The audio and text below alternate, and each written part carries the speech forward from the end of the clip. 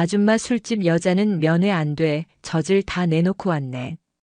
위병소의 두꺼운 방탄 유리 너머로 툭 하고 던져진 말은 차가운 공기보다 더 날카롭게 고막을 파고들었다. 하늘에서는 축복처럼 한방눈이 펑펑 쏟아지고 있었지만 부대 정문 앞의 공기는 순식간에 진흙탕처럼 질척하고 더러워졌다.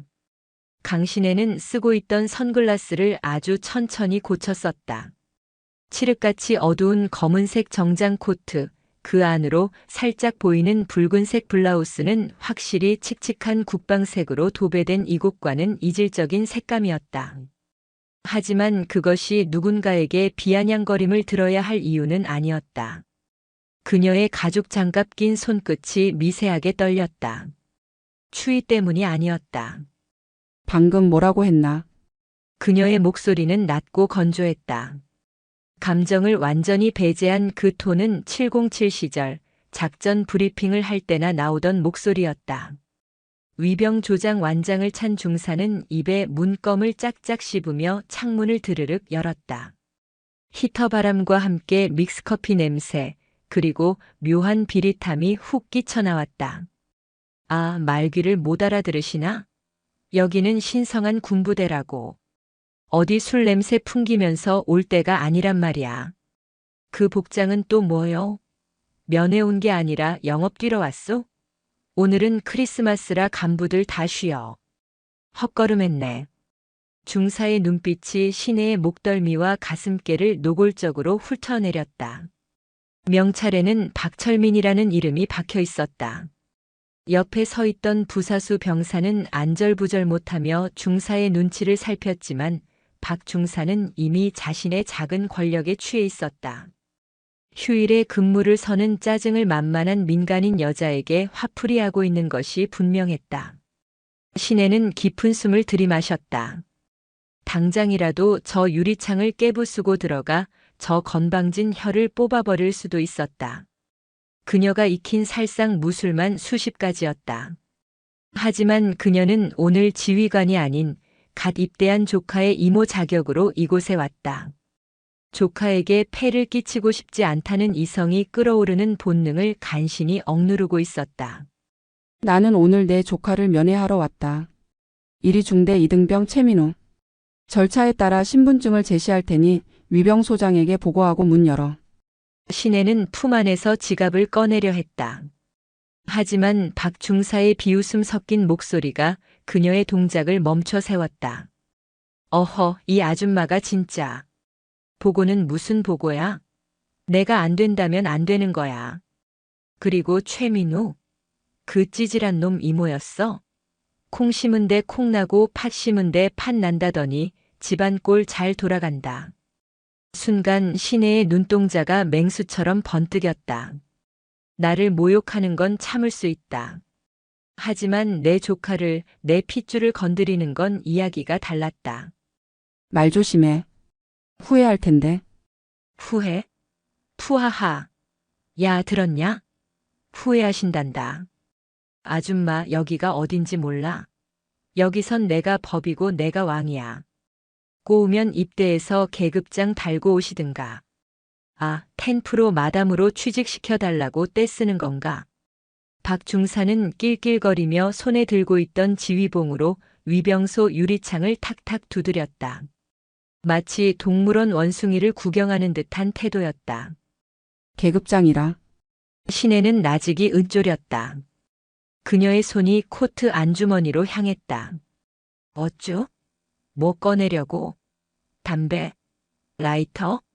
아님 명함이라도 주시게. 나중에 가게 놀러 오라고. 마지막 경고다. 문 열어. 아, 진짜 말 많네. 야, 상황실에 보고해. 정문에 거동 수상자 출연. 술 취해서 난동 부린다고 해. 헌병대 불러서 끌어내기 전에 좋은 말로 할 때 꺼져. 박 중사가 소리를 버럭 질렀다. 더 이상의 대화는 무의미했다. 말이 통하는 상대가 아니었다. 짐승에게는 짐승의 언어로, 군인에게는 계급의 언어로 말해줘야 했다. 신혜는 휴대폰을 꺼내 들었다. 액정 위로 눈송이가 하나 떨어져 녹아내렸다. 그녀는 저장된 단축 번호를 꾹 눌렀다. 신호음이 가는 동안에도 박 중사의 조롱은 멈추지 않았다. 전화는 무슨 어디 기둥 서방한테라도 이르시게. 해봐. 내가 누군지 알아? 나 이 부대에서 10년 굴러먹은 박철민이야. 사단장님도 나 보면 껄껄 웃으면서 담배 나눠 피우는 사이라고. 뚜루루. 신호음이 3번 울리기도 전에 상대방이 전화를 받았다. 충성. 사단장입니다. 수화기 너머로 들려오는 중후한 목소리. 신혜는 박 중사의 얼굴을 똑바로 응시하며 입을 열었다. 그녀의 입술 끝이 서늘하게 비틀려 올라갔다. 김 소장 나다. 707 강신혜. 전화기 너머에서 헉하고 숨을 들이키는 소리가 들렸다. 짧은 침묵 그리고 우당탕하고 무언가 넘어지는 소리가 이어졌다. 아마도 사단장이 너무 놀라 의자에서 일어난 모양이었다. 강 장군님? 아니 사령관님. 갑자기 어인일이십니까? 제게 미리 연락이라도 주셨으면 헬기라도 보냈을 텐데. 헬기라. 안 그래도 자네 헬기가 좀 필요할 것 같군. 예. 그게 무슨. 내가 지금 자네 부대 정문 위병소 앞이다. 신혜는 껌을 씹으며 짝다리를 짚고 있는 박 중사와 눈을 맞췄다. 박 중사는 여전히 상황 파악을 못한 채 사단장 좋아하시네라며 입모양으로 비아냥거리고 있었다. 그런데 자네 부하가 나보고 술집 여자라며 문전박대를 하는군. 젖을 다 내놓고 영업을 뛰러 왔냐고 묻더군. 성희롱은 덤이고. 전화기 너머의 침묵은 더욱 무거워졌다. 그 침묵은 폭풍 전야의 고요함과 같았다. 어느 놈입니까? 사단장의 목소리가 지옥 밑바닥에서 끓어오르는 듯 낮게 깔렸다. 박철민 중사라던데. 자네랑 담배도 나눠 피우는 막역한 싸이라면서 내가 그 우정을 방해한 건가? 사령관님, 지금 당장 그리로 가겠습니다. 5분, 아니 3분만 기다려 주십시오. 저 미친 새끼를 당장. 5분 주지. 헬기 띄워. 눈이 많이 오니 조심해서 오고. 신혜는 전화를 뚝 끊었다. 그리고 아주 천천히 휴대폰을 코트 주머니에 넣었다. 박 중사는 뭔가 분위기가 심상치 않다는 것을 느꼈는지 씹던 껌을 멈추고 신혜를 노려보았다. 뭐야? 누구랑 통화한 거야? 연기 한번 그럴듯하네. 신혜는 대답 대신 선글라스를 벗었다. 날카로운 눈매가 드러났다. 수많은 전장에서 적들의 숨통을 끊어놓았던 살기가 뚝뚝 떨어지는 눈빛이었다. 그녀는 위병소 창문에 가까이 다가가 나직하게 속삭였다. 박철민 중사. 그 서슬 퍼런 기세에 박 중사가 움찔하며 한 걸음 뒤로 물러섰다. 왜 이름을 부르고 지랄이야? 지금 그 건방진 입 다물지 말고 계속 털어봐. 5분 뒤에도 그 입이 열려 있을지 궁금하니까. 멀리서 아주 희미하게 두두두두 하는 프로펠러 소리가 들려오기 시작했다. 눈보라치는 하늘 저편에서 성탄절의 산타클로스 대신 분노한 사단장이 날아오고 있었다. 두두두두두. 처음에는 산짐승이 우는 소리 같기도 했고 산골짜기를 타고 내려오는 바람 소리 같기도 했다. 하지만 그 소리는 아주 빠른 속도로 그리고 아주 불길한 리듬으로 공기의 진동을 바꿔놓고 있었다. 단순한 소리가 아니었다. 그것은 땅바닥에 쌓인 눈을 미세하게 떨게 만드는 물리적인 압력이었다. 시계 바늘은 오후 5시를 갓 넘기고 있었다. 겨울산의 해는 이미 능선 너머로 사라진 지 오래였고 굵어지는 눈발 탓에 사방은 한밤중처럼 어둑어둑했다. 위병소 안의 공기가 미묘하게 달라졌다. 히터가 웅웅거리는 소리 사이로 파고드는 그 규칙적인 파열음. 박철민 중사는 씹던 껌을 멈추고 인상을 찌푸렸다. 뭐야? 무슨 소리야 이거? 옆에 서 있던 부사수 병사가 창밖으로 고개를 빼꼼 내밀었다. 눈보라치는 잿빛 하늘에서 무언가가 다가오고 있었다. 병사의 눈동자가 커졌다. 주. 중사님 헬기 소리 같습니다.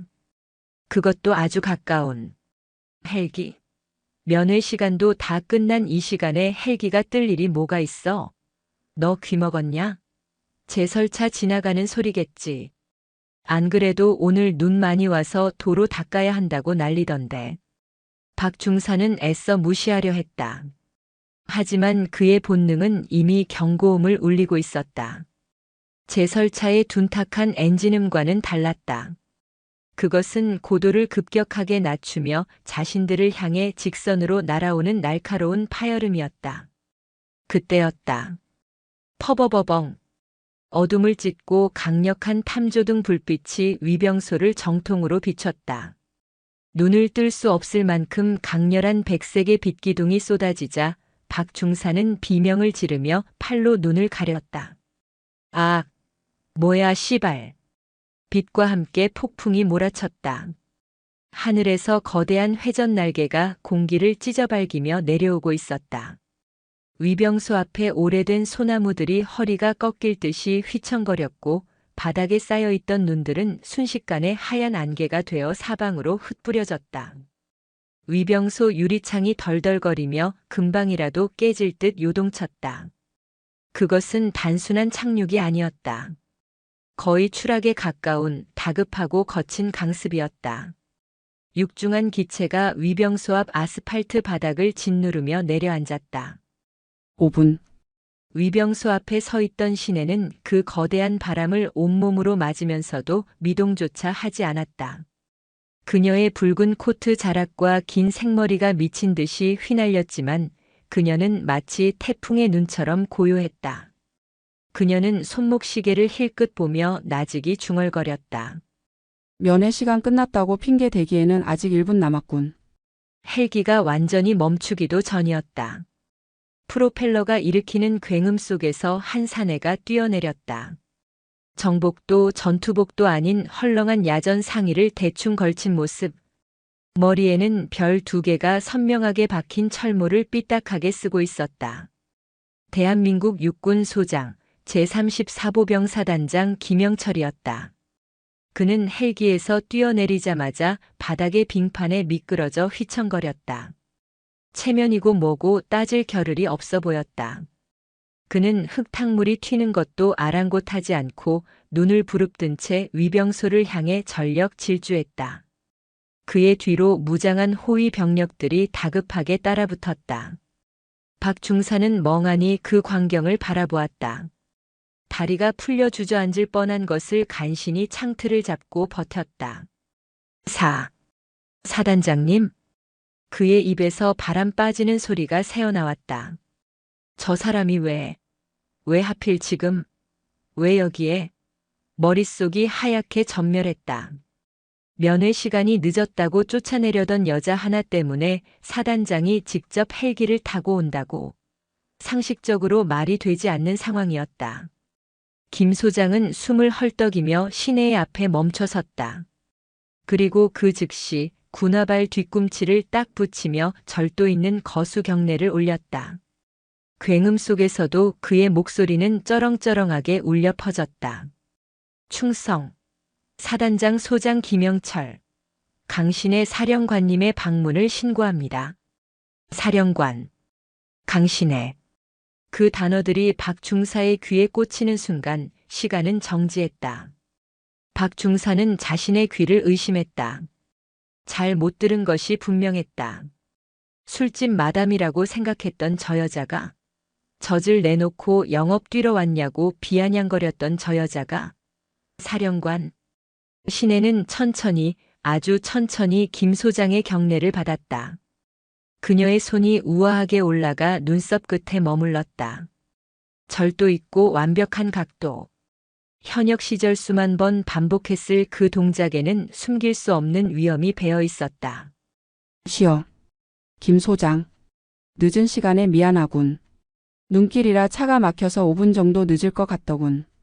그래도 위병소에는 정확히 마감 시간 전에 도착했네. 예. 감사합니다. 도착하셨으면 바로 연락을 주시지 그러셨습니까? 이 눈보라 속에 서 계시게 하다니 제 불찰입니다. 김 소장은 열중쉬어 자세를 취하며 식은땀을 줄줄 흘렸다. 영하의 날씨였지만 그의 등은 이미 땀으로 흠뻑 젖어 있었다. 그는 707 시절 시내의 명성을 누구보다 잘 알고 있었다. 얼음 마녀 피의 여제. 그녀가 지나간 자리에는 적들의 시체조차 남지 않는다는 전설적인 인물. 심지어 최연소 여성 중장으로 예편한 전설 중의 전설이었다. 신혜는 고개를 돌려 위병소 안을 바라보았다. 유리창 너머로 사시나무 떨듯 떨고 있는 박 중사와 눈이 마주쳤다. 그녀는 손가락을 까딱했다. 나오라는 신호였다. 김 소장이 벼락 같은 고함을 질렀다. 위병 조장, 당장 튀어나오지 못해. 내 놈이 정신이 나갔구나. 감히 누구 앞이라고 문을 걸어 잠그고 있어. 박 중사는 비틀거리며 위병소 문을 열고 나왔다. 다리에 힘이 들어가지 않아 거의 기어나오는 수준이었다. 눈 덮인 아스팔트 바닥에 무릎을 꿇은 그는 고개조차 들지 못했다. 사단장님. 저는 그게 아니라 면회 시간이 다 되어서. 닥쳐. 이 미친 새끼야. 시간이 문제냐? 내 놈이 뱉은 말을 기억 못해? 감히 누구 안전이라고. 박 중사의 얼굴에서 핏기가 완전히 사라졌다. 그는 숨이 턱 막히는 공포를 느꼈다. 자신이 뱉었던 말들이 비수가 되어 심장을 찌르는 것 같았다. 술집 여자 영업, 기둥 서방. 하나하나가 즉결 처형을 당해도 할 말이 없는 망언들이었다. 박 중사는 바닥에 머리를 쳐박았다. 이마가 깨져 피가 흘러도 아픈 줄 몰랐다. 죽을 죄를 지었습니다. 장군님, 제발 살려주십시오. 제가 눈이 멀었습니다. 복장이 너무 화려하셔서 민간인인 줄 알고. 민간인인 줄 알았더라. 신혜는 박 중사의 앞에 다가가 쭈그리고 앉았다. 그리고 가죽 장갑 낀 손으로 박 중사의 턱을 잡아 강제로 들어 올렸다. 공포에 질려 눈물 콧물 범벅이 된 얼굴이 드러났다. 그래, 민간인이면 그렇게 대해도 된다는 건가? 대한민국 육군 부사관의 대민 마인드가 고작 그 수준이야? 신혜의 목소리는 차분했지만 그 안에는 억눌린 분노가 끓고 있었다. 나는 내 조카를 보러 왔을 뿐이다. 비록 폭설 때문에 늦어서 마감 직전에 도착했지만 정당하게 사정을 설명하고 부탁하려 했어. 그런데 자네는 규정을 핑계 삼아 나를 모욕하고 성희롱했지.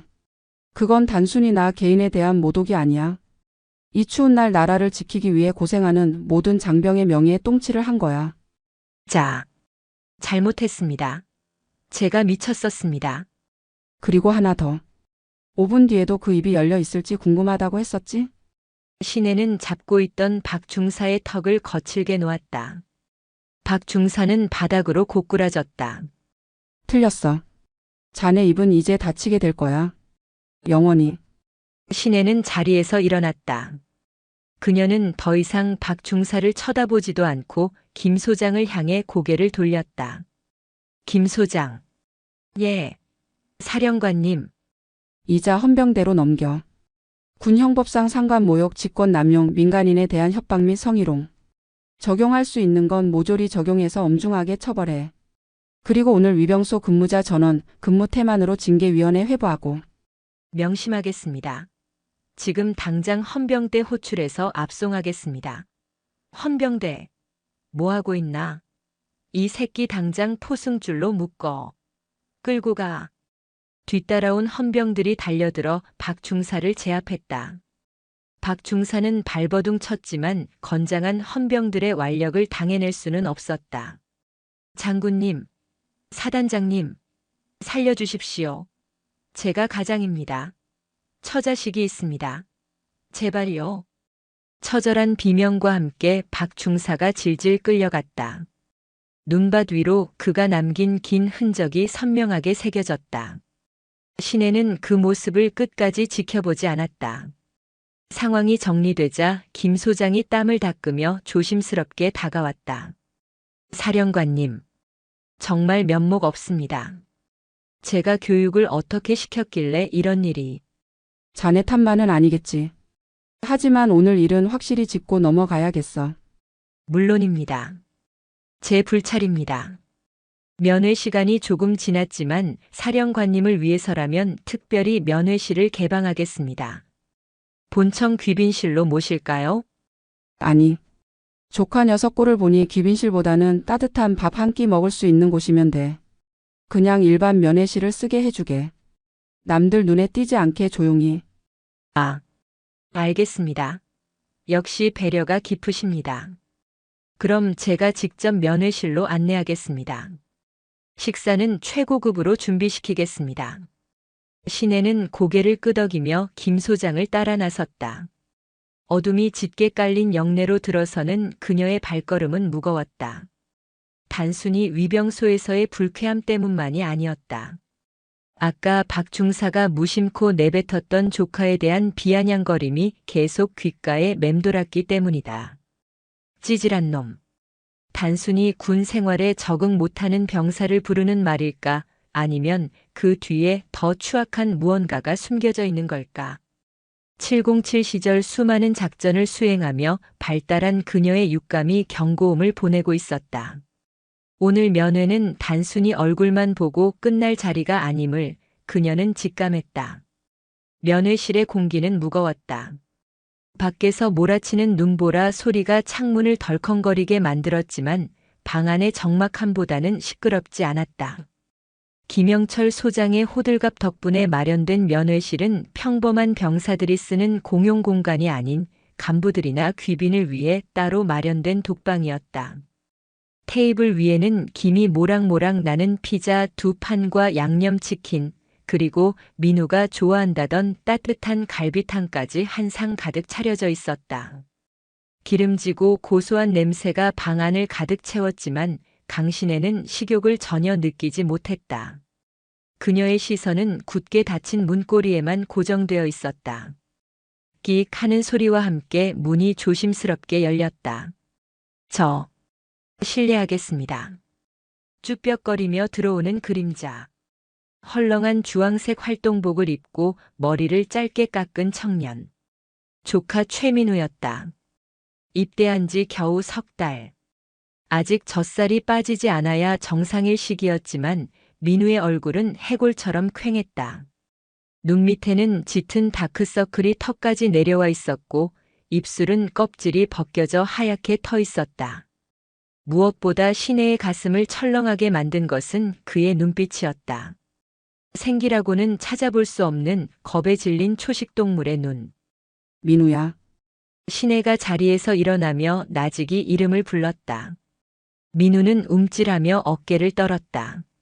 마치 자신의 이름을 부르는 것이 또 다른 짓이나 얼차려의 시작인 줄 아는 것처럼. 이 이모. 민우는 믿기지 않는다는 듯 눈을 비볐다. 진짜 이모네. 와. 꿈인 줄 알았어. 행정반에서 면회라고 하길래 또 누가 장난치는 줄 알고. 앉아. 날씨 춥지? 따뜻한 거 좀 먹자. 신혜는 애써 밝은 미소를 지으며 민우의 손을 이끌어 의자에 앉혔다. 민우는 테이블 가득 차려진 음식을 보더니 눈이 휘둥그레졌다. 와, 이거 다 뭐야? 피자에 치킨에. 대박이다.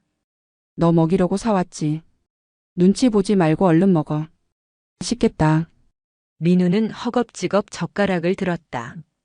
갈비탕 국물을 한 숟가락 떠먹더니 이내 피자 한 조각을 집어 입안 가득 우겨 넣었다. 씹지도 않고 삼키는 수준이었다. 볼이 미어터지도록 음식을 밀어넣는 모습은 배고픔이라기보다는 생존을 위한 처절한 몸부림처럼 보였다. 신혜는 말없이 물컵을 밀어주었다. 목이 메어 캑캑거리면서도 민우는 먹는 것을 멈추지 않았다. 천천히 먹어. 누가 뺏어 먹니? 응. 아니, 너무 맛있어서. 부대밥이랑은 완전 다르네. 민우가 닭다리를 집으려 손을 뻗었다. 그 순간이었다. 신혜의 매서운 눈썰미가 민우의 손등을 포착했다. 활동복 소매가 살짝 걷히면서 드러난 손목과 손등. 그곳은 엉망진창이었다. 단순한 겨울철 동상으로 튼 상처가 아니었다. 무언가 거친 물건에 긁히고 찍히고 딱지가 앉았다가 다시 터진 흔적들이 역력했다. 손톱 밑은 까맣게 변색되어 있었고 손가락 마디마디가 부자연스럽게 부어 있었다. 잠깐. 신혜가 민우의 손목을 낚아챘다. 아! 민우가 자지러지듯 비명을 지르며 손을 빼려 했다. 신혜는 놓아주지 않았다. 그녀는 민우의 소매를 걷어 올렸다. 손목 위쪽으로 시퍼런 멍자국이 띠를 두르고 있었다. 누군가 밧줄이나 끈으로 강하게 결박했던 흔적, 혹은 군화발로 지식여 밟은 자국이었다. 방 안의 공기가 순식간에 차갑게 식었다. 신혜의 눈동자가 흔들렸다. 이것은 훈련 중 부상이 아니었다. 명백한 폭행의 흔적이었다. 이게 뭐야? 신혜의 목소리가 낮게 깔렸다. 민우는 황급히 소매를 내리며 시선을 피했다. 아무것도 아냐. 그냥 작업하다가. 다들 이래. 겨울이라서. 거짓말하지 마. 이모가 군 생활을 몇 년을 했는데 작업 상처랑 구타 흔적을 구분 못할 것 같아. 신혜는 민우의 턱을 부드럽게 감싸 자신을 보게 했다. 민우의 눈동자가 불안하게 흔들렸다. 솔직하게 말해. 누가 그랬어? 민우는 입을 꾹 다물었다. 말하면 죽는다 라는 공포가 그를 지배하고 있는 듯 했다. 민우야. 이모 알지? 이모 707 출신이야. 내가 말 안 해도 이 부대 뒤집어 엎어서 범인 찾아낼 수 있어. 하지만 내 입으로 듣고 싶어. 그래야 이모가 널 확실하게 지켜줄 수 있으니까.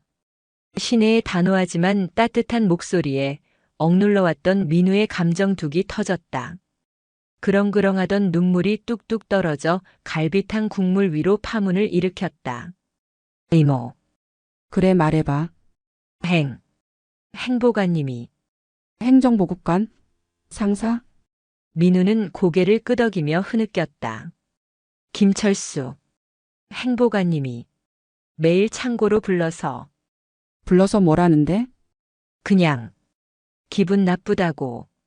너 같은 고문관 새끼 때문에 중대 분위기 망친다고. 엎드려 뻗쳐 시켜놓고 군화발로 차고. 장갑도 안 끼우고 제설 작업시키고. 민우의 입에서 충격적인 이야기들이 쏟아져 나왔다. 어제는 엄마가 보내준 로션이 있었는데 냄새가 좋다면서 뺏어갔어. 돌려달라고 하니까. 군발이 새끼가 무슨 피부 관리냐 기집애처럼 군다면서 머리통을. 민우는 말을 잇지 못하고 엉엉 울음을 터뜨렸다. 너무 힘들어. 이모. 나 진짜 죽고 싶어. 신혜는 피가 거꾸로 솟는다는 말이 무슨 뜻인지 실감했다. 단순히 군기가 센 부대라고 생각했던 예상이 완전히 빗나갔다. 이건 군기가 아니었다. 범죄였다.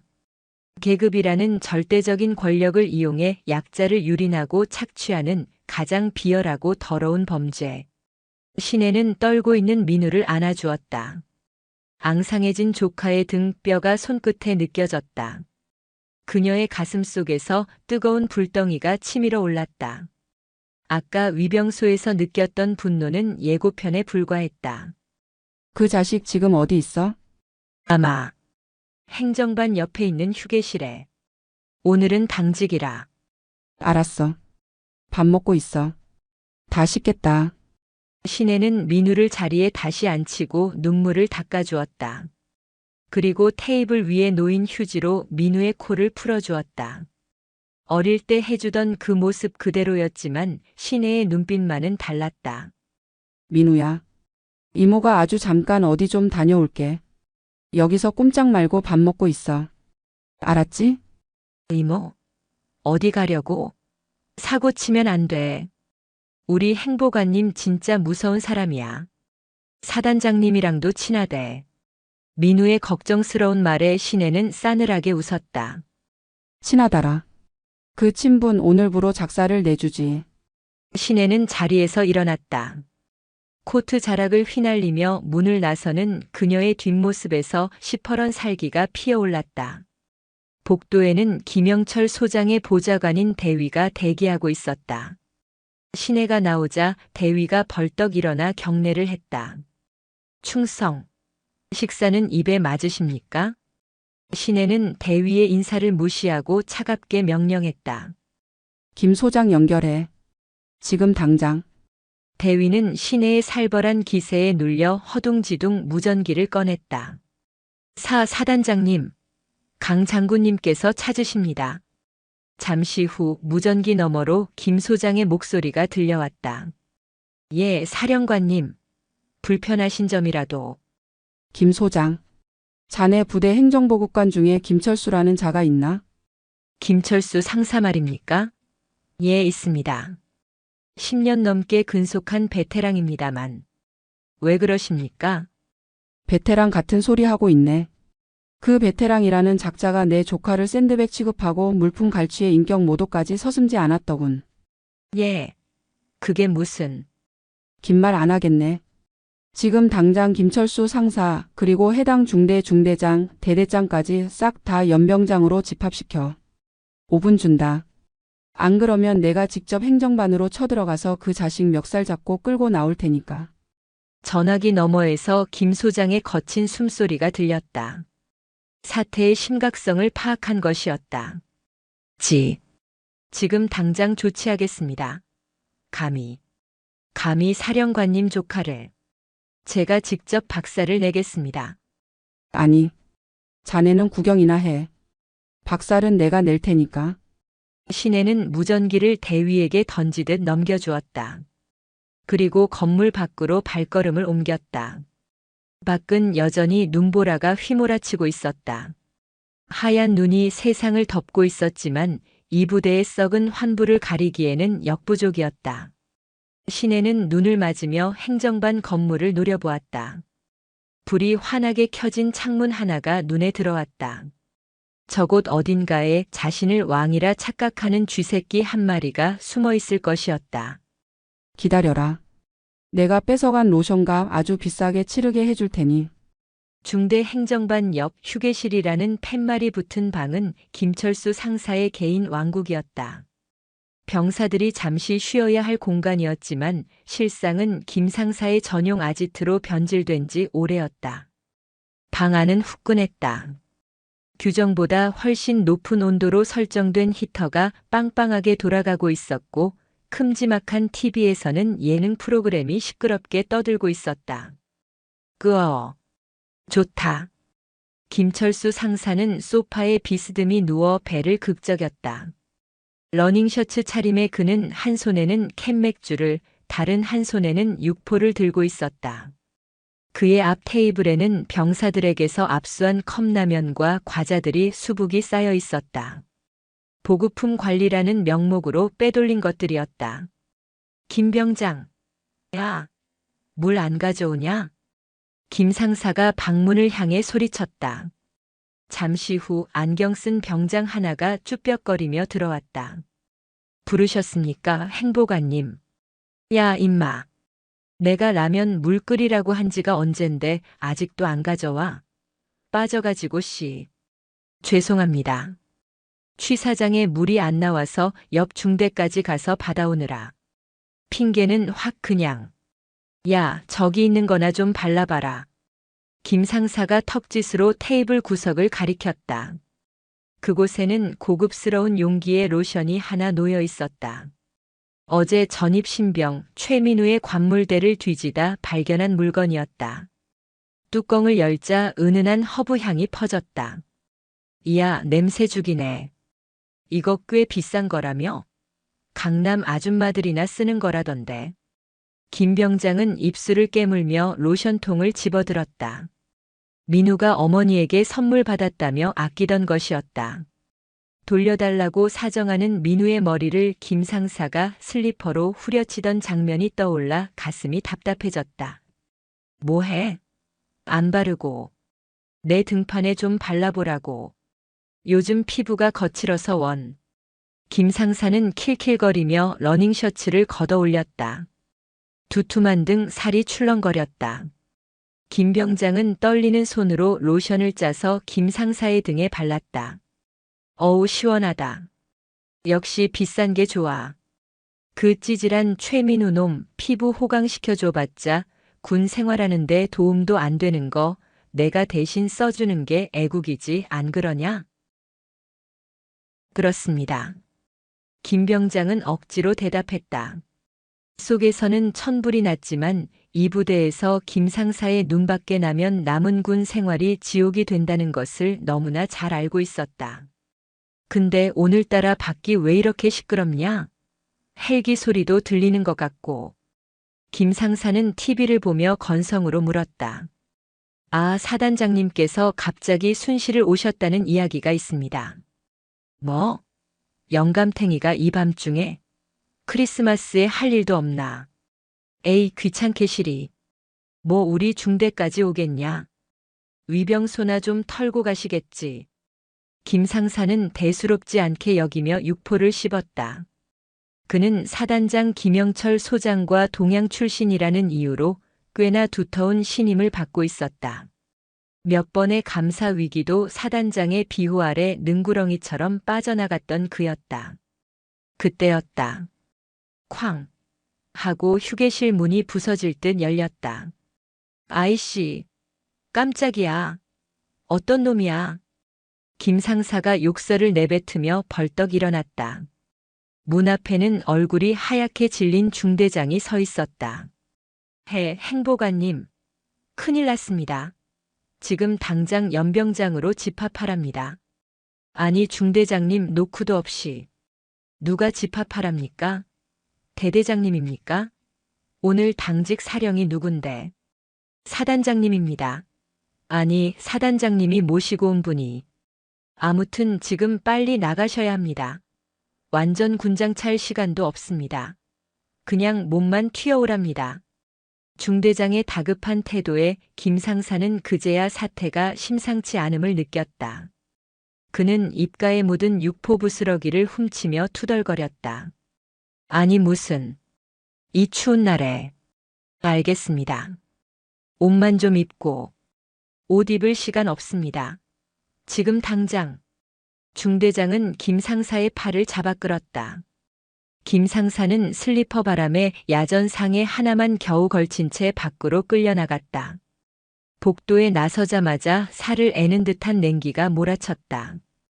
하지만 그보다 더 무서운 것은 건물을 감싸고 있는 침묵이었다. 평소라면 왁자지껄했을 생활관이 쥐 죽은 듯 조용했다.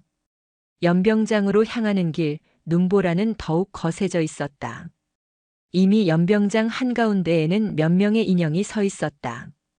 대대장, 작전장교 그리고 사단장 김영철 소장이 뒷짐을 지고 서 있었다. 김 소장의 표정은 도살장에 끌려가는 소처럼 어두웠다. 뭐야, 분위기 왜 이래? 김 상사는 본능적으로 움츠러들었다. 그는 허둥지둥 달려가 김 소장 앞에 섰다. 충성. 행정보급관 상사 김철수 집합했습니다. 김 소장은 대답 대신 김 상사를 쏘아보았다. 그 눈빛에는 실망감과 분노 그리고 공포가 뒤섞여 있었다. 김 상사, 너 오늘 제삿날인 줄 알아라. 예. 사단장님, 그게 무슨 말씀이신지. 그때 어둠 속에서 또 하나의 인형이 걸어 나왔다. 붉은 코트 대신 검은색 군용 우위를 어깨에 걸친 여자. 긴 생머리가 바람에 흩날리고 있었지만 그녀가 뿜어내는 기운은 주변의 눈보라를 잠재울 만큼 압도적이었다. 강신혜였다.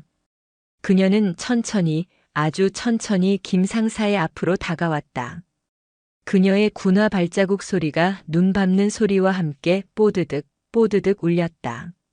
마치 저승사자의 발소리 같았다. 김 상사는 멍하니 그녀를 바라보았다. 처음 보는 여자였다. 민간인? 하지만 사단장이 꼼짝도 못하고 서 있는 걸 보면 보통 인물은 아니었다. 자네가 김철수인가? 신혜가 물었다. 그 목소리에는 감정이 거세되어 있었다. 너무나 차가워서 오히려 뜨겁게 느껴지는 목소리. 네. 그렇습니다만 누구십니까? 김 상사가 되물었다. 신혜는 대답 대신 김 상사에게 한 걸음 더 다가갔다. 코끝에서 은은한 허브 향이 났다. 민우의 로션 냄새였다. 신혜의 입꼬리가 비틀렸다. 냄새 좋네. 그거 자네 건가? 아, 이거 말입니까? 예, 제가 쓰는 겁니다만. 김 상사는 얼떨결에 거짓말을 했다. 본능적인 방어 기제였다. 짝. 날카로운 파열음이 연병장을 갈랐다. 김 상사의 고개가 90도로 꺾였다. 눈앞에서 별이 번쩍였다. 뺨이 불타오르는 듯한 통증이 뒤늦게 밀려왔다. 김 상사는 비명을 지르며 뺨을 감싸 쥐었다. 무슨 일이 일어난 건지 파악하기도 전에 신혜의 발이 김 상사의 명치를 걷어찼다. 퍽, 컥. 김 상사는 숨도 못 쉬고 눈밭에 뒹굴었다. 위액이 넘어올 것 같은 고통에 몸이 새우처럼 굽어졌다. 에이, 이게 무슨... 신혜는 쓰러진 김 상사의 머리채를 잡아 억지로 고개를 들게 했다. 그녀의 눈이 붉게 타오르고 있었다. 내 조카 로션 빼서 바르니까 피부가 좀 고와지던가? 조카? 김 상사의 동공이 지진이라도 난 듯 흔들렸다. 조카? 로션? 설마. 최민우? 그 찌질한 놈의 이모. 내 조카 최민우. 그 아이 손등을 걸레짝으로 만들어 놓고 자네는 여기서 따뜻하게 술 처마시고 있었나? 아주 살판났네, 김철수 상사. 신혜는 잡고 있던 머리채를 바닥에 내동댕이 쳤다. 그리고 김 소장을 향해 손을 뻗었다. 김 소장이 미리 준비해둔 서류 봉투를 건넸다. 신혜는 봉투에서 종이 몇 장을 꺼내 김 상사의 면전에 뿌렸다. 눈바람에 종이들이 흩날렸다. 김 상사는 흐릿한 눈으로 종이를 보았다. 그것은 부대 비품 횡령 내역, 병사들에 대한 가혹 행위 투서, 그리고 민우가 쓴 마음의 편지 사본이었다. 읽어. 신혜가 명령했다. 내 제명이 뭔지, 내가 왜 오늘 여기서 군 생활을 끝장내야 하는지. 큰 소리로 읽어. 김 상사는 덜덜 떨리는 손으로 종이 한 장을 집어들었다. 글자가 눈에 들어오지 않았다. 오직 눈앞에 서 있는 저 여자의 살기만이 온몸의 털을 곤두서게 만들었다. 자, 잘못했습니다. 한 번만. 읽으라고 했어. 신혜의 호통이 천둥처럼 떨어졌다. 김 상사는 엉엉 울며 종이에 적힌 글을 읽어 내려가기 시작했다. 상사 김철수는 지위를 이용하여 소속대 병사들의 물품을 갈취하고 그의 목소리는 눈보라 속에 힘없이 흩어졌다. 하지만 신혜는 만족하지 않았다. 이것은 시작일 뿐이었다. 이 썩어 빠진 악습의 고리를 끊어내기 위해서는 더 확실한 본보기가 필요했다. 목소리가 작다. 사단장, 대대장, 그리고 전 병력이 들을 수 있게 더 크게 읽어. 내가 얼마나 추악한 인간인지 내 입으로 만천하에 고해. 신혜는 차가운 눈으로 김 상사를 내려다보았다. 쥐새끼가 덫에 걸려 발버둥 치는 꼴. 그녀는 오늘 밤 이 연병장을 정의의 심판대로 만들 작정이었다. 눈은 계속 내리고 있었지만 김 상사가 흘리는 식은땀과 눈물은 멈출 줄 몰랐다.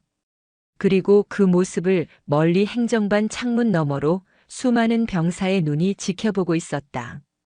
공포가 희망으로 바뀌는 순간이었다. 연병장에 휘몰아치는 눈보라는 멈출 기미가 보이지 않았다. 하지만 그 차가운 눈발보다 더 시리고 매서운 것은 강신혜의 눈빛이었다. 그녀는 무릎 꿇은 김철수 상사를 내려다보며 마치 벌레를 보는 듯한 표정을 짓고 있었다. 김 상사는 덜덜 떨리는 손으로 구겨진 종이 뭉치를 쥐고 있었다. 입술이 파르르 떨렸다. 글자를 읽어야 했지만 목구멍이 꽉 막혀 소리가 나오지 않았다. 안 읽나? 신혜의 낮은 목소리가 김 상사의 고막을 때렸다. 읽겠습니다. 상사 김철수는 병영식당에 납품되는 부식용 돼지고기를 매주 5kg씩 빼돌려 외부 식당에 되팔았으며 김 상사의 목소리가 기어들어갔다. 연병장 주변을 에워싼 어둠 속에서 수군거리는 소리가 들려왔다. 생활관 창문마다 병사들이 다닥다닥 붙어 이 광경을 지켜보고 있었다. 그들에게 김 상사는 공포의 대상이었지만 지금 이 순간만큼은 처량한 죄인에 불과했다. 목소리가 작다. 내가 돼지고기를 훔쳐다 팔아먹을 때의 그 당당함은 어디 갔나? 더 크게. 저기 생활관 끝에 있는 이등병까지 다 들리게 복창해. 상사 김철수는 부식용 고기를 빼돌려 사익을 취했습니다. 또한 겨울철 난방용 유류를 개인 차량에 주유하고 남은 기름을 김 상사는 악을 쓰듯 소리쳤다. 수치심에 얼굴이 불그락푸르락 달아올랐다. 횡령, 배임, 가혹행위, 금품 갈취. 줄줄이 쏟아져 나오는 죄목들은 그가 군인이라기보다 시정잡배에 가깝다는 것을 증명하고 있었다. 옆에서 듣고 있던 김영철 사단장의 얼굴이 흑빛으로 변했다. 단순히 병사들을 괴롭힌 수준인 줄 알았는데 부대 운영비까지 건드린 대형 비리범이었다는 사실이 드러나고 있었다. 사단장으로서 관리 감독 소홀의 책임을 피할 수 없는 상황이었다.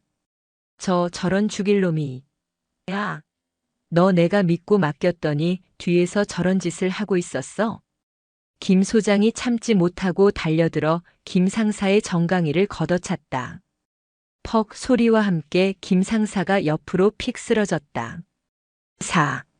사단장님, 한 번만 봐주십시오. 제가 잘못했습니다. 닥쳐. 내 얼굴에 먹칠을 해도 유분수지. 감히 군수 물자를 건드려? 김 소장은 자신의 안위가 걱정되어 더욱 길길이 날뛰었다. 신혜는 그 꼴불견을 차가운 눈으로 지켜보다가 손을 들어 제지했다. 그만. 쇼는 그쯤 하지. 신혜의 한마디에 김 소장이 동작을 멈추고 쭈뼛거렸다. 신혜는 쓰러진 김 상사에게 다가갔다. 그녀는 허리춤에서 무언가를 꺼냈다. 은색으로 번뜩이는 잭나이프였다. 김 상사가 기겁하며 뒤로 물러났다. 자, 장군님. 칼은 왜? 겁먹지 마. 더러운 피 묻힐 생각 없으니까. 신혜는 김 상사의 야전 상해 깃을 잡았다. 그리고 망설임 없이 칼날을 들이댔다. 찍 하는 섬유 찢어지는 소리가 날카롭게 울렸다. 그녀가 베어낸 것은 김 상사의 목이 아니라 그의 어깨에 달려있던 계급장이었다. 상사라는 계급장이 눈밭 위로 힘없이 떨어졌다. 김철수. 너는 오늘 이 시간부로 군인이 아니다. 신혜의 선고가 내려졌다. 너는 국가가 국민을 지키라고 준 권력을 힘없는 병사들을 핍박하고 내배를 불리는 데 사용했다. 군인의 명예를 실추시키고 신성한 국방의 의무를 더럽힌 죄. 그 대가는 혹독할 거다. 신혜는 김 소장을 향해 고개를 돌렸다. 김 소장. 행정 절차는 자네가 밟아. 즉시 보직 해제하고 구속수사 원칙으로 육군교도소로 이송해.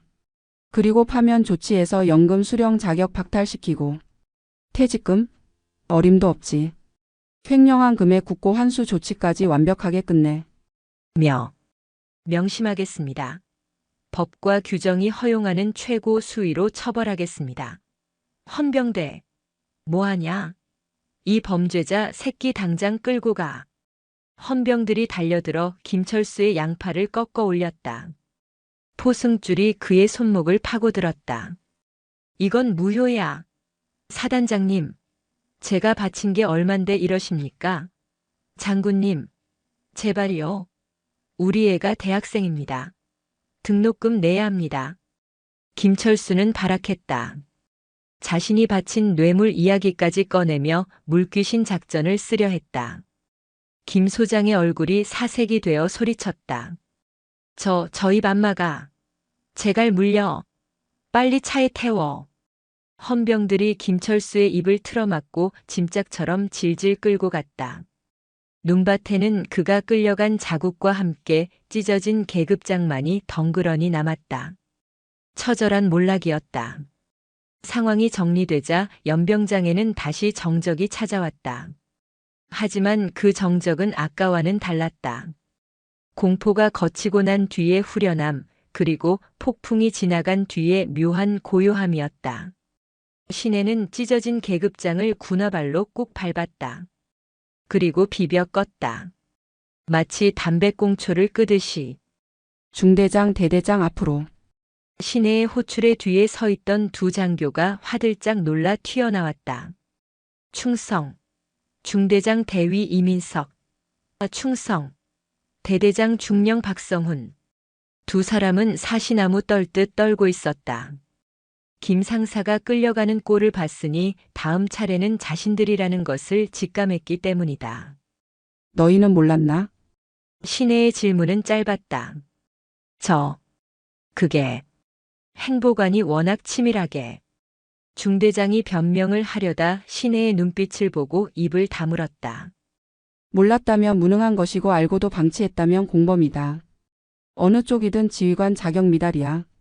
시내는 그들에게 다가가 낮은 목소리로 속삭였다. 내 조카가 뺨을 맞고 로션을 뺏길 때 너희는 어디서 뭐하고 있었나? 행정반 옆방에서 벌어지는 일도 모르는 놈들이 전쟁 나면 적의 침투는 어떻게 막을 셈이지? 죄송합니다.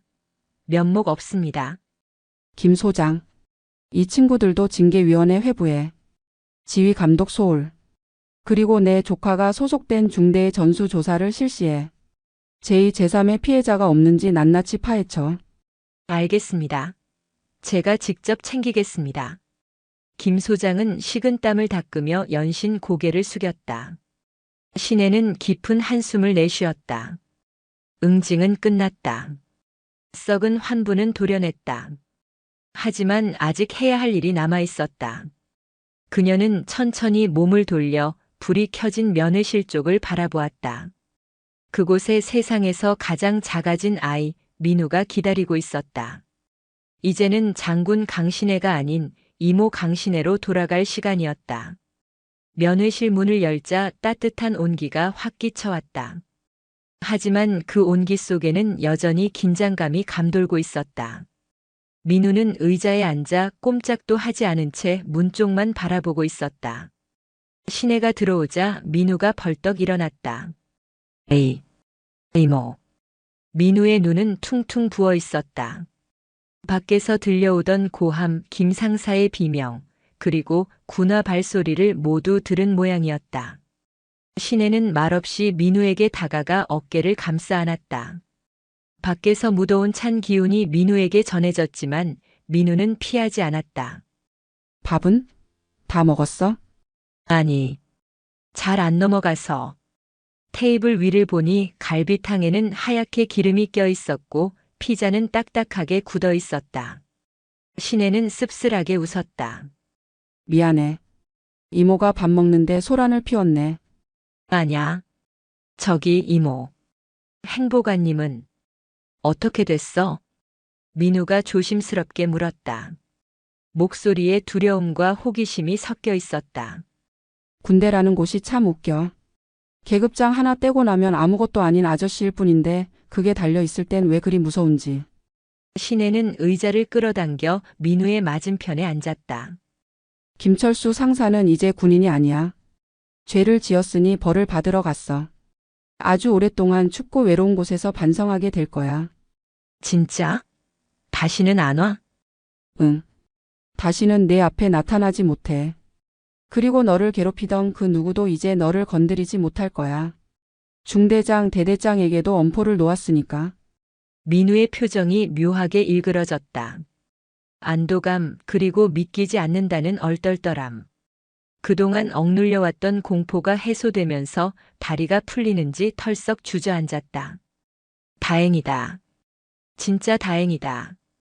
민우는 두 손으로 얼굴을 감싸고 다시 흐느끼기 시작했다. 민우야. 신혜가 민우의 손을 잡았다. 거칠어진 손등, 찢어진 상처들이 신혜의 가슴을 후벼 팠다. 그녀는 주머니에서 연고를 꺼냈다. 아까 오는 길에 약국에 들러 샀던 최고급 상처 치료제였다. 손 줘봐. 신혜는 민우의 손등에 연고를 듬뿍 발라주었다. 차가운 연고가 상처에 닿자 민우가 움찔했다. 아파? 아니, 시원해. 신혜는 정성스럽게 연고를 문지르며 입을 열었다. 이모가 왜 그렇게 화를 냈는지 아니? 단순히 내가 내 조카라서가 아니야. 민우가 젖은 눈으로 신혜를 바라보았다. 군인은 나라를 지키는 사람이야. 가장 명예로워야 하고 가장 강해야 해. 그런데 그 힘을 약한 사람, 내 부하를 괴롭히는 데 쓰는 건 군인이 아니야. 양아치지. 이모는 평생을 군복을 입고 살았어. 내 후배들이 그런 양아치 짓을 하는 걸 참을 수가 없었어. 신혜의 눈빛은 부드러웠지만 단단했다. 민우야. 너는 피해자야. 내가 약해서 내가 못나서 당한 게 아니야. 그러니까 기죽지 마. 어깨 펴. 응. 알았어. 그리고 이거 하나만 약속해. 나중에 내가 선임이 되고 분대장이 되면 절대 저런 쓰레기 같은 짓은 하지 않겠다고. 후임들 따뜻하게 챙겨주고 억울한 일 없게 만드는 진짜 군인이 되겠다고. 민우는 코를 훌쩍이며 고개를 끄덕였다. 약속할게. 난 절대 안 그럴게. 이모처럼. 멋있는 군인이 될게. 그래. 그거면 됐다. 신혜는 민우의 머리를 쓰다듬었다. 까까머리의 까칠한 감촉이 손바닥에 전해졌다.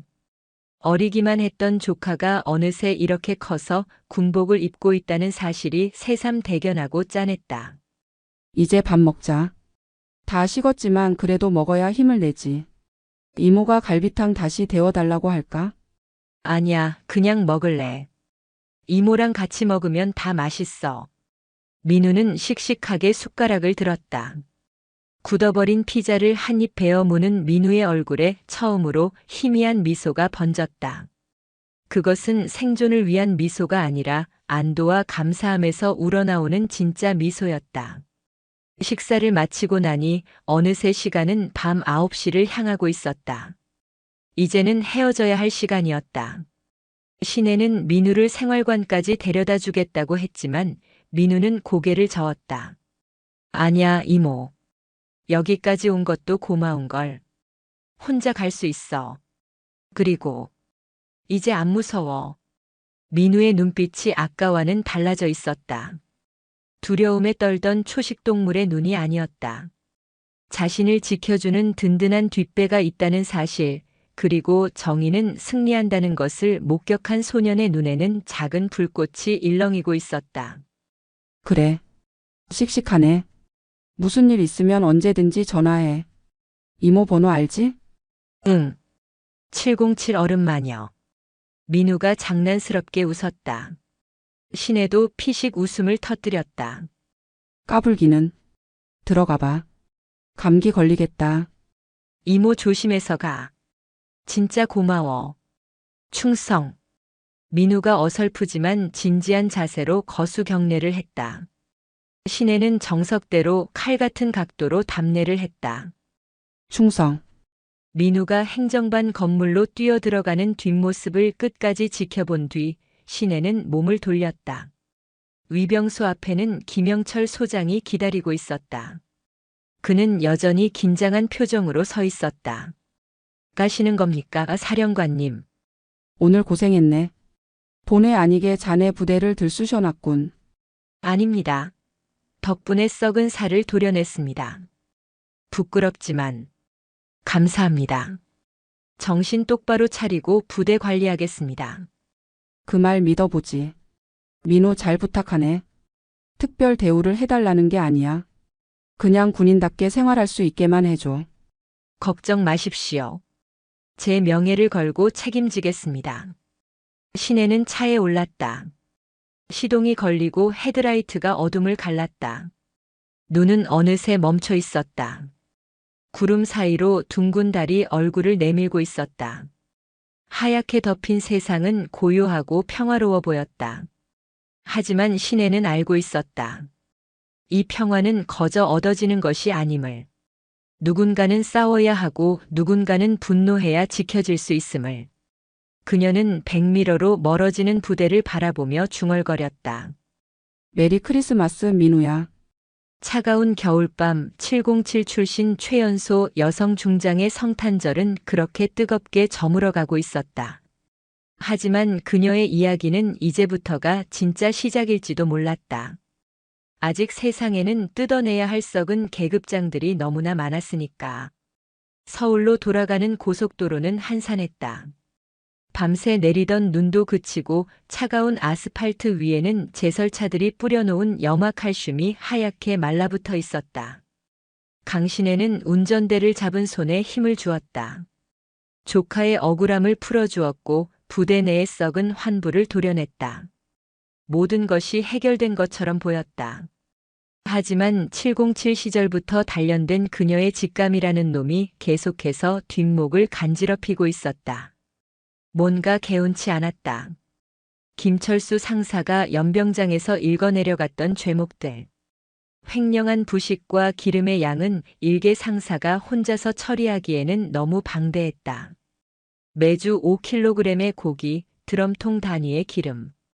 이걸 부대 밖으로 빼돌리려면 위병소를 통과해야 하고 장부가 조작되어야 하며 무엇보다 밖에서 이걸 받아주는 확실한 장물아비가 있어야 한다. 김 상사 혼자 벌인 일이라고. 사단장과 형님 동생 하는 사이라는 이유만으로 그게 가능했을까?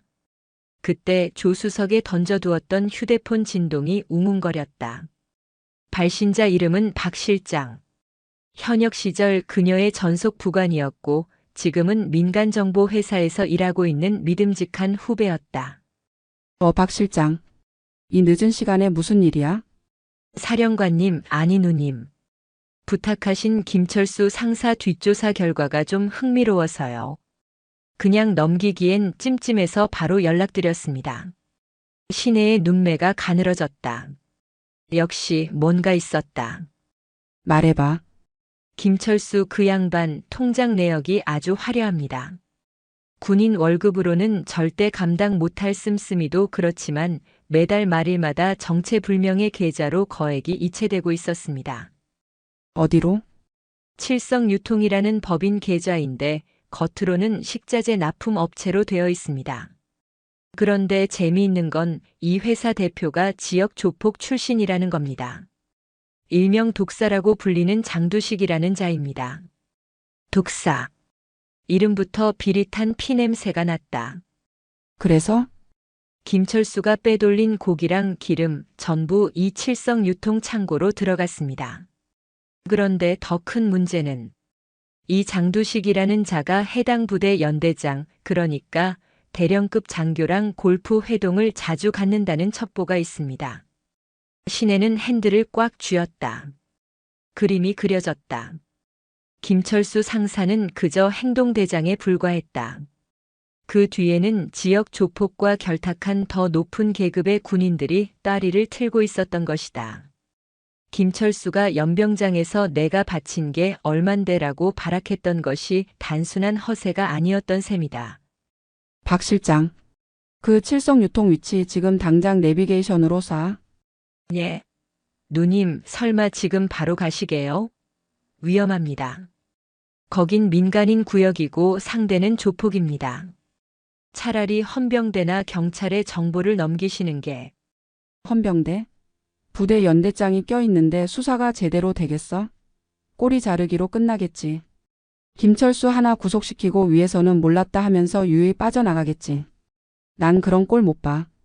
신혜의 목소리에 서늘한 살기가 감돌았다. 내 조카가 당한 고통의 뿌리가 거기까지 닿아 있다면 그 뿌리까지 뽑아버려야지. 주소 보내. 지금 바로 차 돌릴 테니까.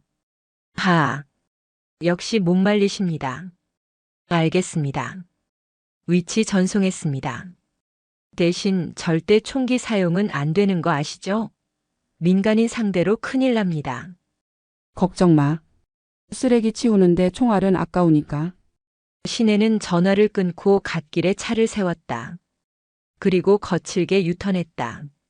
서울로 향하던 붉은 미등이 사라지고 다시 어둠이 깔린 지방 국도를 향해 헤드라이트 불빛이 길게 뻗어나갔다. 1시간 뒤 시내의 차는 인적 드문 외곽의 낡은 창고 단지에 도착했다. 녹슨 철문 위로 칠성유통이라는 간판이 위태롭게 매달려 있었다. 창고 안에서는 희미한 불빛이 새어나왔고 비릿한 고기 냄새와 기름 냄새가 섞여 코를 찔렀다. 시내는 차를 멀찍이 세워두고 차에서 내렸다. 붉은 코트를 벗어 뒷좌석에 던져두고 활동하기 편한 검은색 셔츠와 슬랙스 차림으로 몸을 풀었다. 가죽 장갑을 고쳐 끼는 그녀의 손길에서 딱딱 하는 뼈마디 소리가 났다. 그녀는 정문을 향해 뚜벅뚜벅 걸어갔다. 입구에는 덩치 큰 사내 둘이 담배를 피우며 잡담을 나누고 있었다. 아, 오늘 들어온 물건 상태 왜 이러냐? 김 상사 그 새끼 요즘 좀 소홀한 거 아니야? 그러게 말입니다. 형님한테 말씀드려서 손 좀 봐야지 원. 그들은 김철수의 구속 사실을 아직 모르는 듯 했다. 시내는 그들 앞으로 걸어갔다. 하이힐 소리가 정적을 깼다.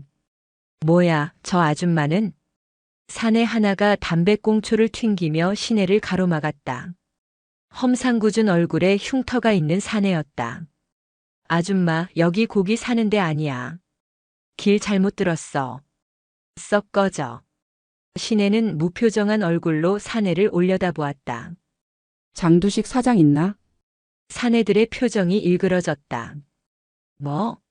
이 여자가 미쳤나? 우리 형님 함자를 막 부르네. 야, 그냥 보내지 말고 좀 놀다 보낼까? 사내들이 킬킬거리며 시내에게 손을 뻗었다.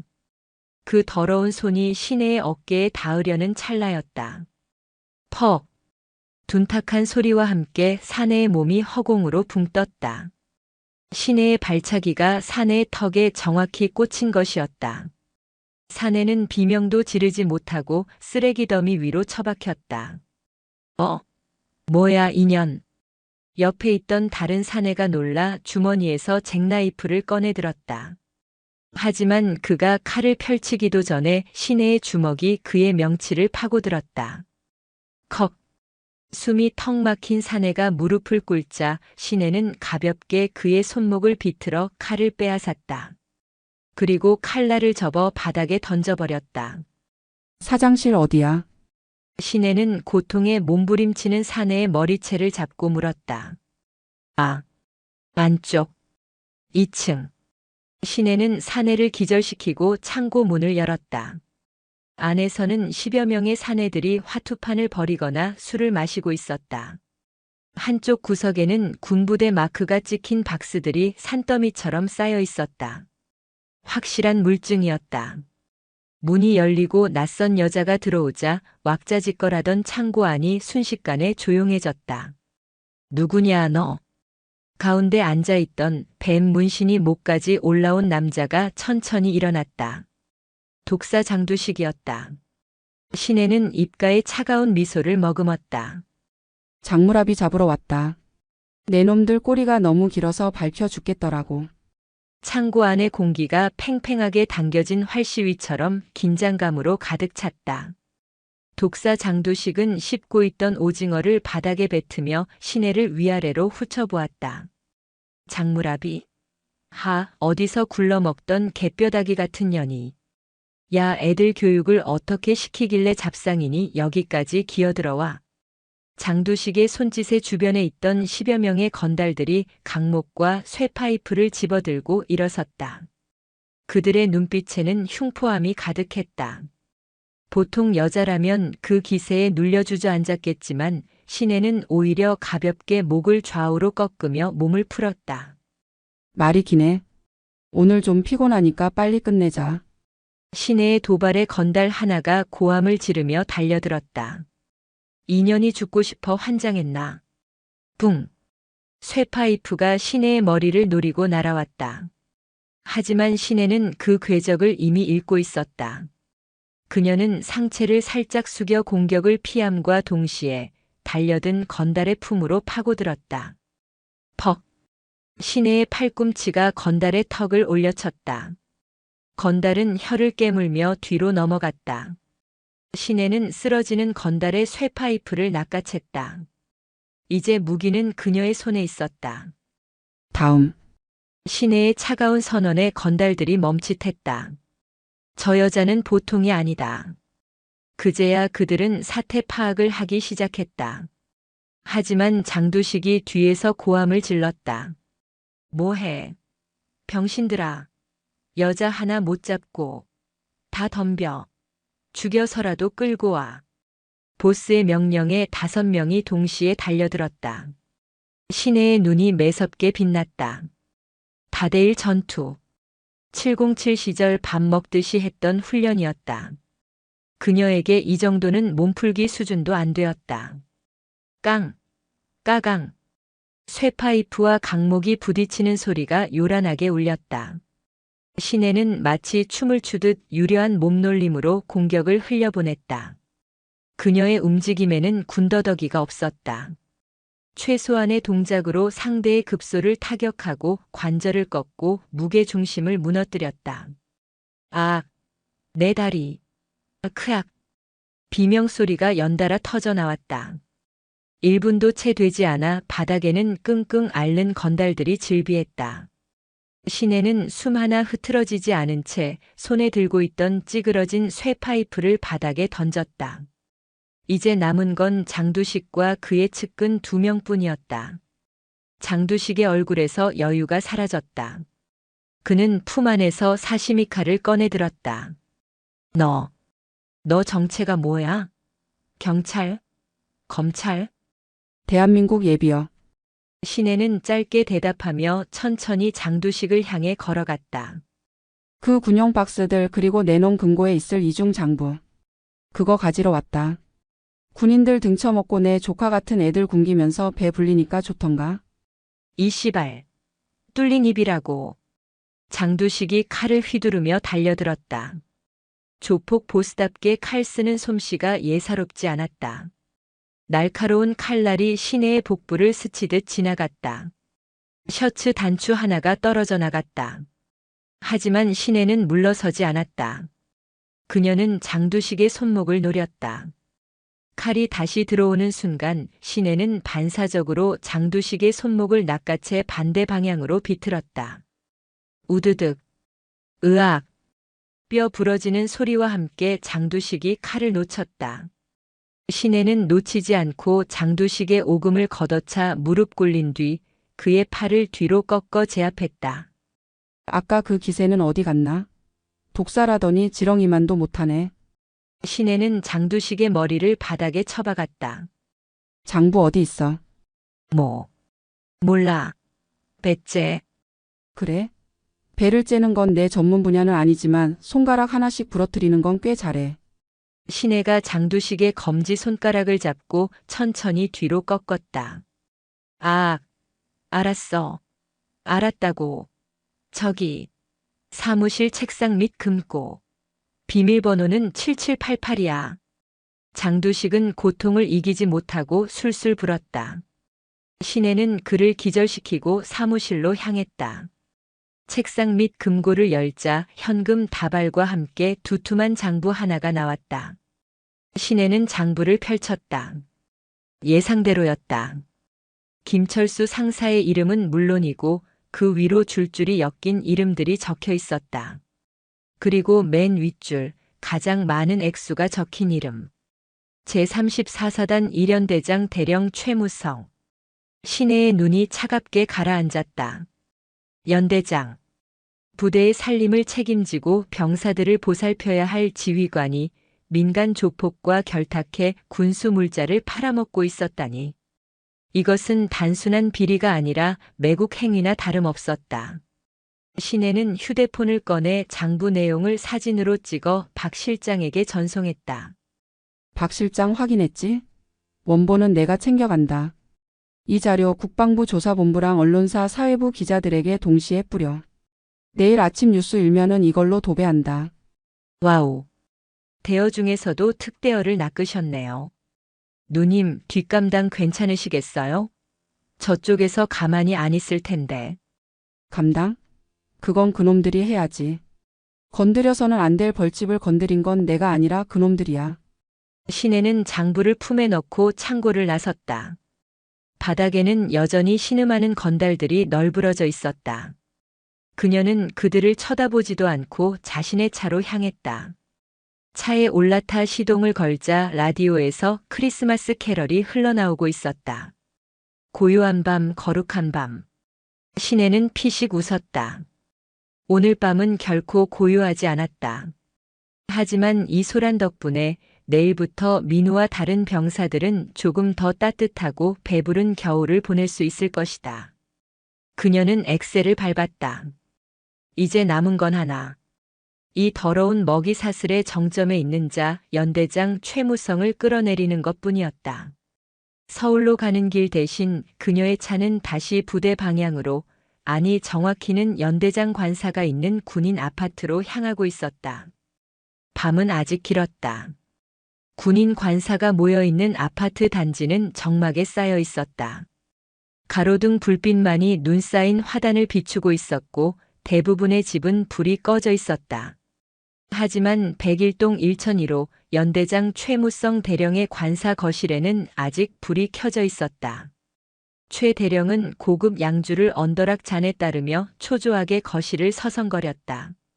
아까부터 독사 장두식에게 전화를 걸고 있었지만 신호음만 갈 뿐 받지 않았다. 이 새끼가. 돈 먹을 땐 넙죽넙죽 받더니 왜 전화를 안 받아?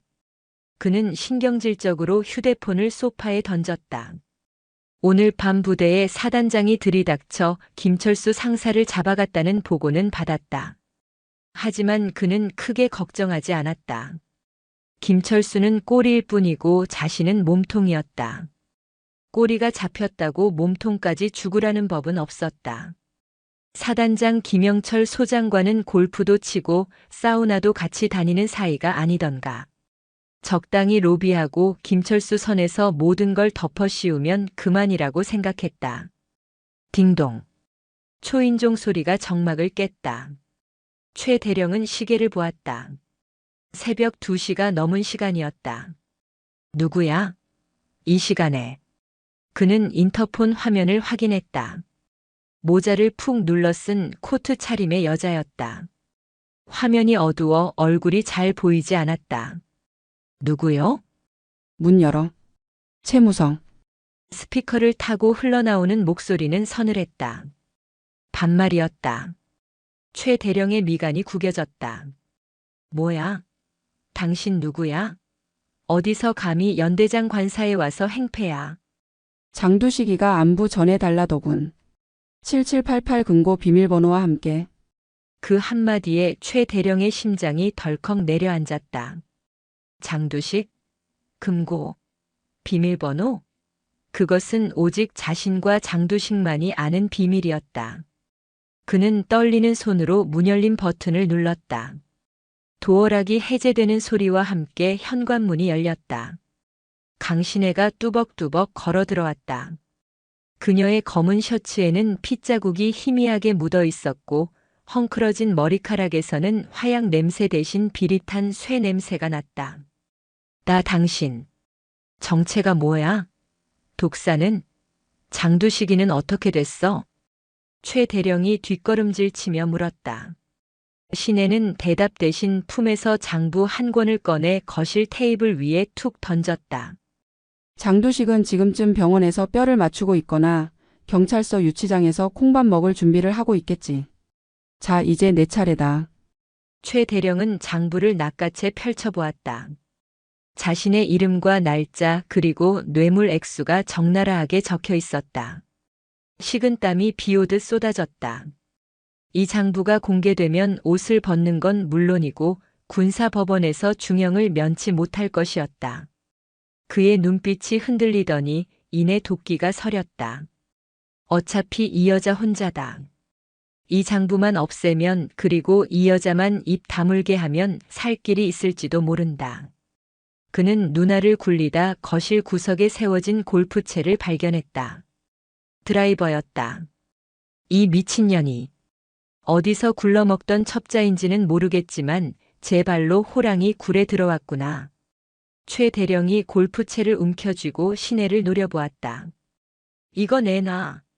그리고 너도 여기서 못 나간다. 붕. 최 대령이 힘껏 골프채를 휘둘렀다. 쇳덩이가 공기를 가르는 소리가 흉흉했다. 하지만 신혜는 눈 하나 깜짝하지 않았다. 그녀는 날아오는 골프채를 피하지 않고 오히려 한 발짝 앞으로 내디뎠다. 그녀의 왼손이 궤적을 그리며 최 대령의 손목 안쪽을 파고들었다. 동시에 오른 손바닥이 최 대령의 턱을 강타했다. 퍽, 컥, 단 일격이었다. 최 대령의 고개가 뒤로 젖혀지며 골프채가 허공을 날아 바닥에 뒹굴었다. 신혜는 비틀거리는 최 대령의 멱살을 잡고 거실 소파로 내동댕이 쳤다. 호랑이 굴. 웃기지도 않는군. 여긴 그냥 도둑놈 소굴이야. 신혜는 소파에 널브러진 최 대령의 명치를 무릎으로 눌렀다. 으헉. 사 살려줘. 내가 돈 줄게. 얼마면 돼? 그 장부에 적힌 거 2배로 줄게. 최 대령은 비굴하게 애원했다. 조금 전의 기세는 온데간데 없었다. 신혜는 싸늘한 눈으로 그를 내려다보았다. 돈? 내 놈이 빼돌린 그 돈이 병사들 밥그릇에서 나온 거야. 추운 겨울에 떨면서 나라 지키는 애들 고기 반찬이고 난방비라고. 그걸 처먹고 배가 부르던가? 잘못했어. 한 번만 봐줘. 내 동기가 국방부에 있어. 너 내가 누군지 알면. 알지. 쓰레기. 신혜는 최 대령의 말을 자르고 주머니에서 휴대폰을 꺼냈다. 스피커폰을 켜자 건너편에서 굵직한 목소리가 들려왔다. 네, 국방부 조사본부 수사과장입니다. 현장 급습했습니다. 문 여십시오. 동시에 현관문이 부서질 듯 열리며 헌병 완장을 찬 수사관들이 들이닥쳤다. 그들 뒤로 사색이 된 김영철 사단장의 모습도 보였다. 최 대령, 자네가 정말. 김 소장은 테이블 위에 놓인 장부와 골프채, 그리고 제압당한 최 대령을 보며 말을 잇지 못했다. 김 소장. 자네 부하 관리 능력은 정말 낙제점이군. 연대장이 조폭이랑 손잡고 군수품을 팔아먹는데 까맣게 모르고 있었다니. 신혜는 무릎을 떼고 일어났다. 수사관들이 달려들어 최 대령에게 수갑을 채웠다. 이거나. 내가 누군지 알아. 사단장님, 도와주십시오. 최 대령이 발악했지만 김 소장은 고개를 돌려버렸다. 이미 증거는 명백했고 신혜가 국방부 직속 수사팀을 직접 불렀다는 건 돌이킬 수 없다는 뜻이었다. 끌고 가. 아주 탈탈 털어서 10원 한 장까지 다 토해내게 만들어. 수사관들에게 끌려가며 최 대령은 신혜를 향해 저주를 퍼부었다. 하지만 신혜는 그를 쳐다보지도 않았다.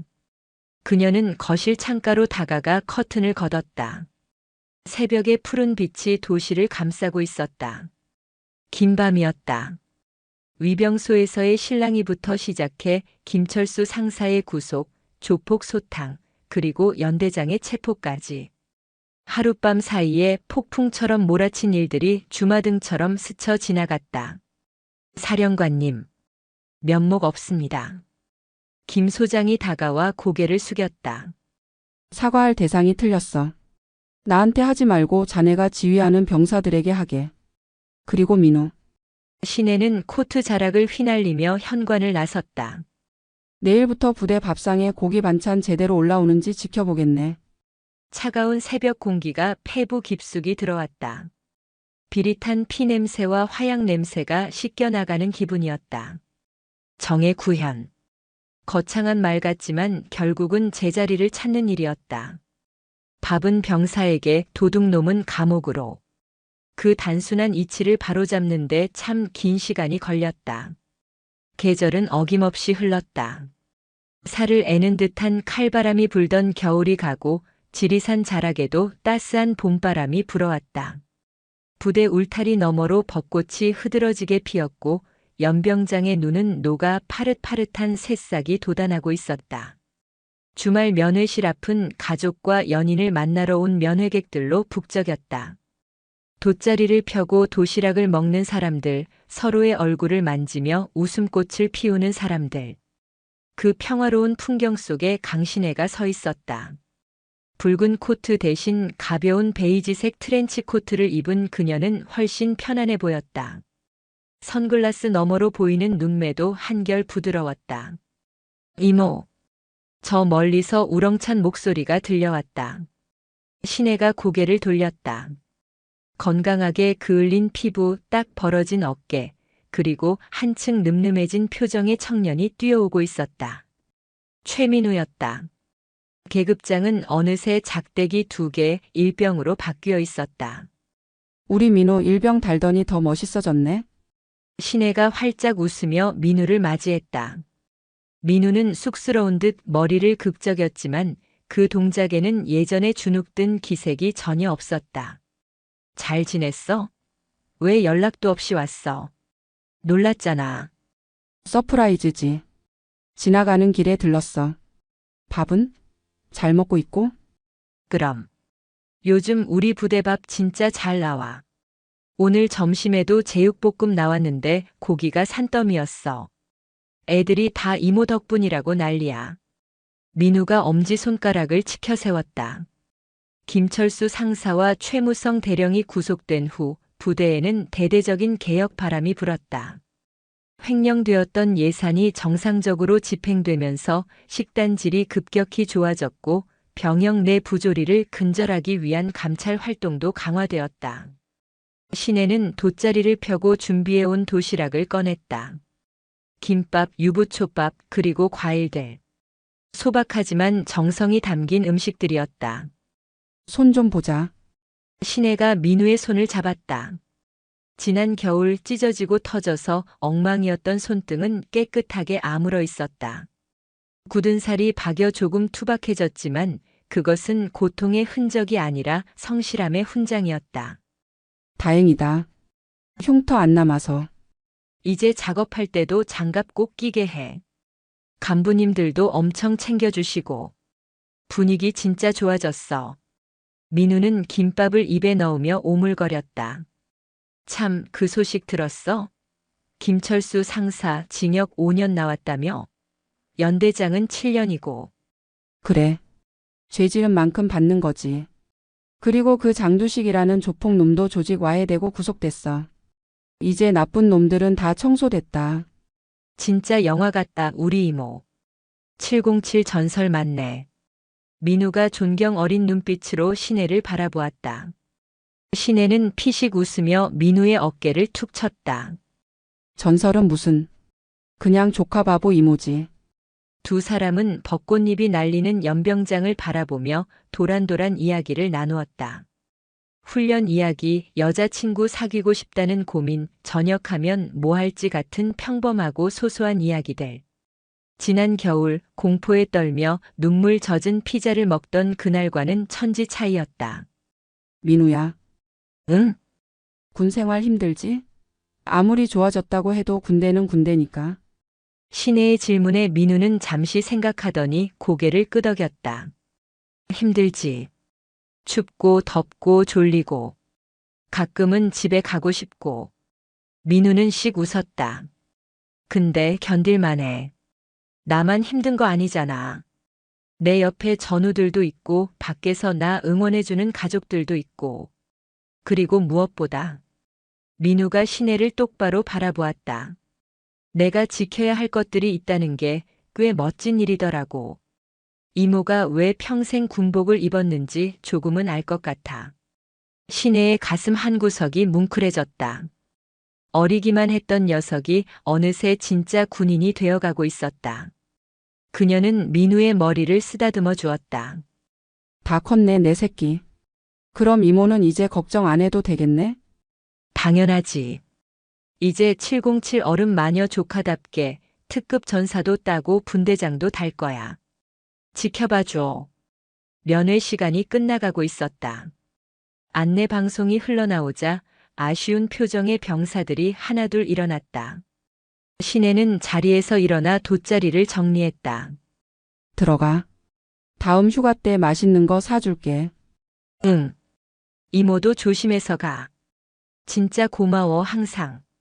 민우는 다시 한번 거수 경례를 했다. 각이 딱 잡힌 절도 있는 경례였다. 신혜도 마주 경례했다. 충성. 민우가 씩씩하게 생활관으로 뛰어가는 모습을 보며 신혜는 차에 올랐다. 시동을 걸고 부대를 빠져나오는 길, 백미러 속에 펄럭이는 태극기가 보였다. 그리고 그 아래 평화롭게 훈련을 받고 있는 병사들의 모습이 스쳐 지나갔다. 지난 겨울의 폭풍은 지나갔다. 썩은 가지를 잘라낸 자리에는 새살이 돋았고 그 땅은 더욱 단단해졌다. 신혜는 창문을 열었다. 향긋한 꽃내음이 차 안으로 들어왔다. 그녀는 선글라스를 고쳐 썼다. 이제 그녀는 다시 일상으로 돌아간다. 하지만 언젠가 또다시 누군가가 정의를 위협하고 약자를 괴롭힌다면 그때는 주저없이 다시 붉은 코트를 입고 나타날 것이다.